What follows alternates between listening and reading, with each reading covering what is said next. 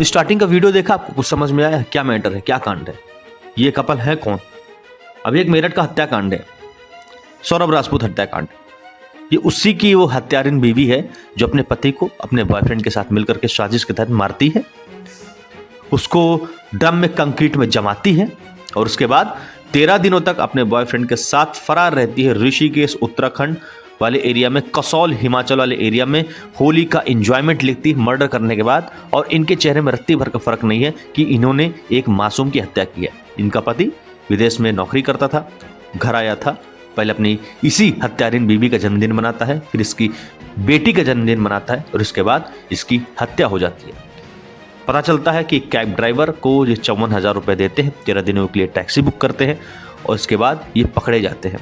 अभी क्या है पूरा मामला, आइए देखिए हमारी इस खास रिपोर्ट में। उसके बाद हम लास्ट में चर्चा करते हैं इस तरह की हैवानियत भरी घटना के बारे में।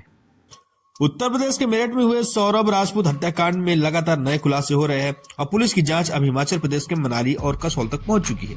मृतक की पत्नी मुस्कान रस्तोगी और उसके प्रेमी साहिल शुक्ला पर हत्या का आरोप है और दोनों ने सौरभ की हत्या के बाद 13 दिनों तक हिमाचल में घूमकर जश्न मनाया। जांच में सामने आया कि मुस्कान और साहिल ने सौरभ की हत्या के बाद कसौल में रंगों की होली मनाई। सोशल मीडिया पर वीडियो वायरल जमकर हो रहा है और दोनों नशे में झूमते हुए नजर आ रहे हैं, दोनों डांस कर भी रहे और होली का आनंद ले रहे हैं। इन वीडियो में उनके चेहरे में किसी भी तरह कोई पछतावा नहीं दिख रहा है। और इसी बीच कैब ड्राइवर पकड़ा गया है और कैब ड्राइवर से पूछताछ की गई है और पूछताछ में पता चला है कि 54,000 की बुकिंग की थी कैब ड्राइवर की। और पुलिस जांच में खुलासा हुआ कि मुस्कान और साहिल ने हिमाचल जाने के लिए 13 दिनों के लिए टैक्सी बुक की थी, जिसके लिए उन्होंने कैब ड्राइवर को 54,000 रुपए दिए थे। और पुलिस ने कैब ड्राइवर से पूछताछ की तो पता चला कि मुस्कान ने उसे कॉल करने से मना किया था और हर बातचीत मैसेज के जरिए करती थी। इसी बीच मुस्कान का एक ऑडियो वायरल हो रहा है जिसमें वह अपने प्रेमी साहिल शुक्ला के जन्मदिन के लिए कैब ड्राइवर से केक मंगवा रही थी और मुस्कान ने ड्राइवर को होटल के कमरे में आने की हिदायत नहीं दी थी, बोला था कि होटल कमरे में मत आना, केक रिसेप्शन में छोड़ देना। पुलिस जांच में सामने आया कि साहिल ड्रग्स का आदी है, लेकिन उससे पहले आप मुस्कान की वो वीडियो कॉल सुनिए जो वायरल हो रही है।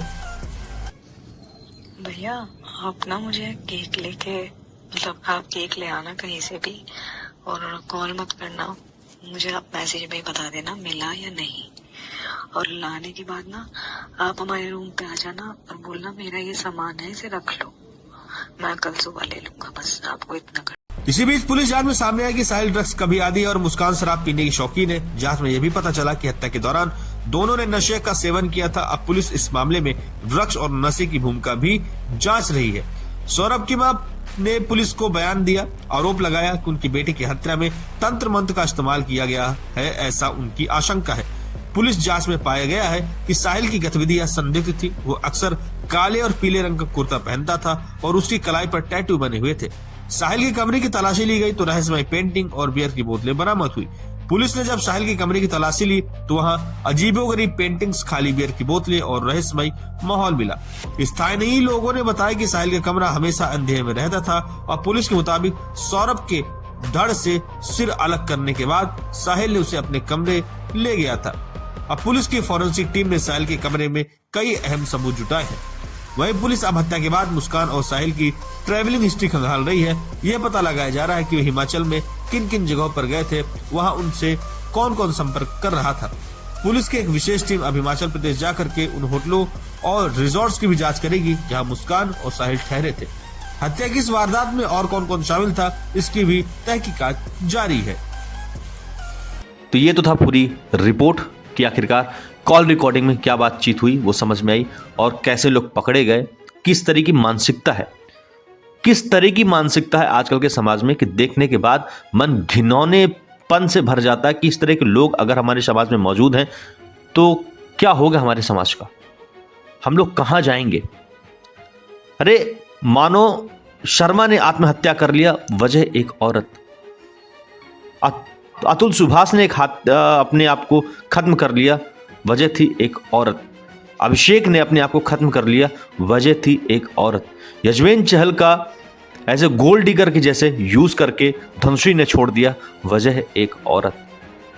तो आजकल की औरतों को देख करके ऊपर वाले से बस यही प्रार्थना है कि हमारे आने वाले जो भविष्य है उस पर इस तरह घिनौनी भरी हरकतें ना हो और ना ही इस तरह की चांडाल औरतें हमारे जीवन में प्रवेश करें कि एक मासूम को इतनी बेदर्दी तरीके से मार देना और उसको मार करके सीमेंट में जमा देना और उसका सर काट करके उसको बॉयफ्रेंड अपने साथ तंत्र साधना करने के लिए ले जाता है।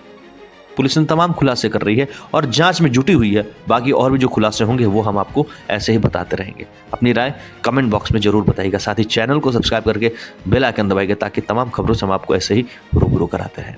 बड़ी दर्दनाक घटना है, इस पर मुझको बोलने का ज़्यादा मन नहीं कर रहा है।